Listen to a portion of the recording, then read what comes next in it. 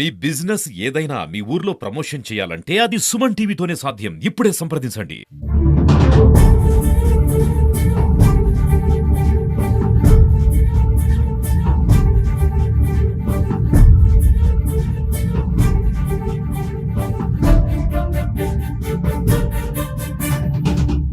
జనసేన నేత కిరణ్ రాయల్ పైన ఆరోపణలు చేసినటువంటి లక్ష్మీరెడ్డి మనతో ఉన్నారు. అంటే ప్రస్తుతం ఇద్దరికి కూడా సయోధ్య కుదిరినట్టు తెలుస్తుంది. అయితే ఎందువల్ల బయటకు వచ్చింది అసలు ఈ వ్యవహారానికి సంబంధించి ఆమె మాట్లాడడానికి లక్ష్మీరెడ్డి ఉన్నారు. మేడం, ఏంటి మొదటి నుంచి మీరు సంచలనమైన ఆరోపణలు చేశారు, కొన్ని కీలకమైనటువంటి ఆధారాలు కూడా బయటపెట్టారు. ఉన్నట్టుండి కిరణ్ రాయల్కి మాకు సయోధ్య కుదిరిందని చెప్పి బయటకు వచ్చారు. అసలు ఏం జరిగింది?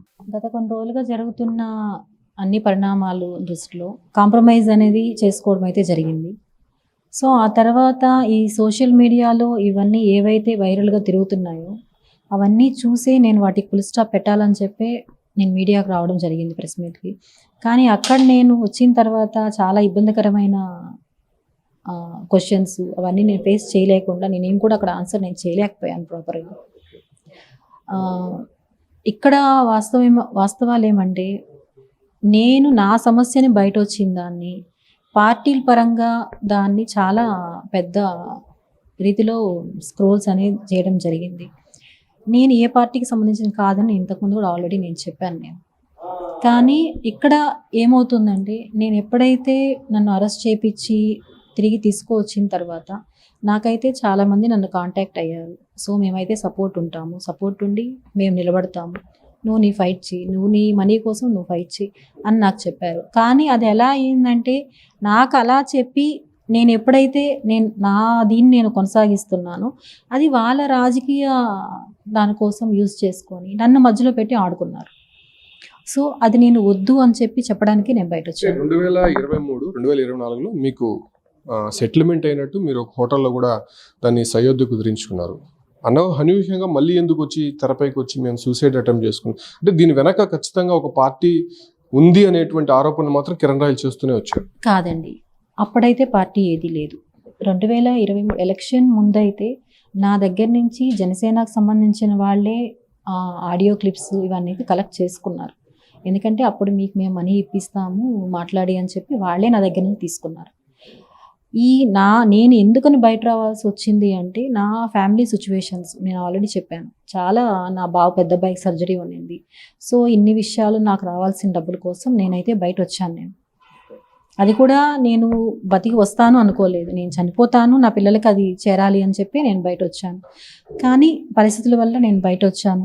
ఆ తర్వాత జరిగినవన్నీ మీకు తెలిసిన తర్వాత నేను ఎప్పుడైతే ఫోర్స్గా ఇక్కడ ఏమైందంటే, ఇప్పుడు అతను ఒక పొలిటీషియన్ కాకపోయి ఉంటే ఇవన్నీ జరుగుండవేమో. అతను ఒక పొలిటీషియన్ కాబట్టి నన్ను ఇంకొకరు వాడుకొని ఆపోజిషన్గా వాళ్ళు స్క్రోల్స్ అనేది చేయడం అయితే జరిగింది. అదైతే చాలా వాస్తవాలు. కానీ నేను హాస్పిటల్లో ఉండగా రిలీజ్ చేసింది ఒక్క సూసైడ్ వీడియో మాత్రమే రిలీజ్ చేశాను. మిగతా ఏమున్నాయో అన్నీ వాళ్ళ దగ్గరే ఉన్నాయి. వాళ్ళే రిలీజ్ చేశారు తప్ప నేను కాదు అవి రిలీజ్ చేసింది. అంటే మీకు సూసైడ్ చేసుకుంటానని అటెంప్ట్ చేసిన తర్వాత అది జరగడం వాస్తవమేనా? మీరు నిజంగానే ఫైనాన్షియల్ డిస్ప్యూట్స్ తోనే సూసైడ్ అటెంప్ట్ చేశారా? అవునండి.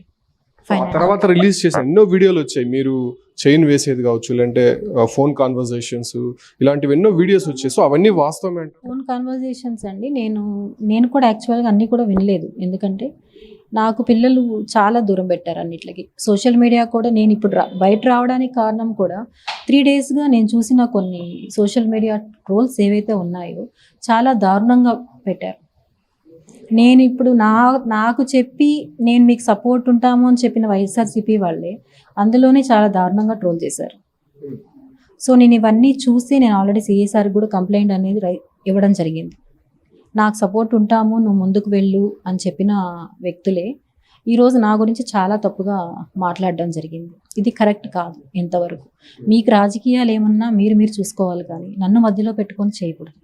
అంటే ఇది ఆయన పొలిటికల్గా ఉన్నాడు కాబట్టి ఇది పొలిటికల్ టర్న్ తీసుకునింది. సో జైపూర్కి మీరు వెళ్ళినప్పుడు కూడా ఆ కేసులో కూడా కంప్లీట్గా ఆ పార్టీకి సంబంధించినటువంటి అడ్వకేట్స్ మీ వెనకాల ఉన్నారు, మీకు సపోర్ట్ చేస్తారు, మిమ్మల్ని బెయిల్ పైన బయటకు తీసుకొచ్చారనేటువంటి ఇన్ఫర్మేషన్ కూడా ఇస్తున్నారు. సో అది వాస్తవం? అక్కడైతే అది అవాస్తవం. ఎందుకంటే జైపూర్కి వచ్చి తీసుకొచ్చింది నా పిల్లలు కంప్లీటెడ్గా. నేను ఆల్రెడీ చెప్పాను, ఉన్న మా ఒక్క ఇల్లు కూడా సేల్ చేసి చాలా దారుణమైన రేటుకి సేల్ చేసి నా పిల్లలు అక్కడికి వచ్చి తీసుకొచ్చారు తప్ప ఇక్కడి నుంచి ఏ లాయర్ అనేది రాలేదు అక్కడికి. సో ఫైనల్గా ఏం చెప్తారు మేడం, ఈ ఓవరాల్ కన్క్లూజన్ సంబంధించి కన్క్లూజన్ అయితే ఇచ్చారు, సెటిల్మెంట్ అయిందని చెప్పి. ఫ్యూచర్లో మళ్ళీ ఇది రిపీట్ అవుతుందా? ఒకవేళ మీరు న్యాయ పోరాటం చేయబోతున్నారా కిరణ్ రాయల్ పైన, లేకపోతే దీనికి కంప్లీట్గా ఫుల్ స్టాప్ పెట్టి కేసులన్నీ కూడా వాపస్ తీసుకోబోతున్నారు? లేదండి, కంప్లీట్గా నేను ఫుల్ స్టాప్ పెట్టి వాపస్ అనేది తీసుకునేస్తున్నాము. సెటిల్మెంట్ అనేది కూడా అన్నీ మాట్లాడేశారు పిల్లలు. ఎందుకంటే నేను ఇంతకుముందు కూడా చెప్పాను, నేను ఏది అవ్వకపోతే నేను ఫైట్ చేస్తాను అని చెప్పి. కానీ నాకు పిల్లలు చెప్పారు, టోటల్ అంతా మనకి సెటిల్మెంట్ అయిపోయిందమ్మా, ఇంక దానికి సంబంధం ఏం లేదు, సో నా దాని గురించి వర్రీ అవ్వద్దు, టెన్షన్ అవ్వద్దు, నువ్వు అవంతా సాల్వ్ అయిపోయింది.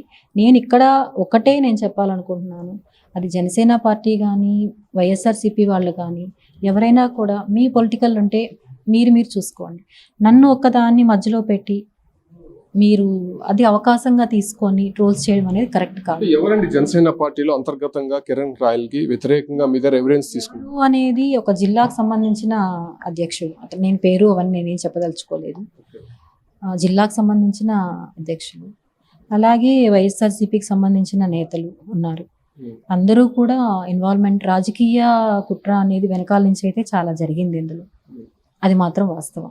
అంటే ఒకటి మేడం, మీరు ఒక ఆరోపణ చేశారు పెన్ డ్రైవ్కి సంబంధించి, దాంట్లో కీలకమైనటువంటి ఆధారాలు ఉన్నాయి, పవన్ కళ్యాణ్కి సంబంధించి కూడా కొన్ని వీడియోస్ ఉన్నాయి అనేటువంటి ఒక కామెంట్, నిజంగా అది పొలిటికల్గా కొంత చర్చ జరిగినటువంటి, దానిపైన ఎటువంటి క్లారిటీ? అవును, దాని మీద నేను క్లారిటీ ఇవ్వాలంటే అండి, అది యాక్చువల్గా నాకు చెప్పింది కూడా వాళ్ళే, ఇలా ఉంది, జనసేనకు సంబంధించిన వాళ్ళే చెప్పారు నాకు. సో ఇది నువ్వు చెప్పావంటే నీ అమౌంట్ నీకు ఇమీడియట్గా వచ్చేస్తుంది, సో నాకు చెప్పింది వాళ్ళే. అంటే ఇంకా కొన్ని కామెంట్స్ చేశారు, అంటే కిరణ్ రాయల్ని అరెస్ట్ చేసినప్పుడు సో ఇంకొంతమంది వీడియోలను అక్కడ బెదిరించి చెప్పారనేసి అని చెప్పి, సో ఓవరాల్గా మీరు ఫైనల్గా కన్క్లూజన్ ఇచ్చారు. సో ఫర్దర్ ఏం జరగకుండా, ఒకవేళ మీకు ఎవరైనా ప్రెషర్స్ వస్తే మీ వల్ల ఎవరి వలన మీకు థ్రెట్ అనేది ఉందనిపిస్తే నెక్స్ట్ స్టెప్ థ్రెట్ అనేది తప్పకుండా ఉంటుందండి. ఎందుకంటే నేను ఇప్పుడు వచ్చి నేను ఇంకొకరి గురించి నాకు సపోర్ట్ ఉంటామని నిలిచిన వాళ్ళే నా గురించి ఘోరంగా ట్రోల్ చేశారు, చాలా చెప్పారు. ఇప్పుడు నేను ఇవి చెప్పడం వల్ల రెండు వైపుల నుంచి నాకు అనేది ఉంటుంది, కానీ నేనైతే దేనికి భయపడదలుచుకోలేదు. నేను దేనికోసం వచ్చాను, నా పిల్లల కోసం బయట వచ్చాను.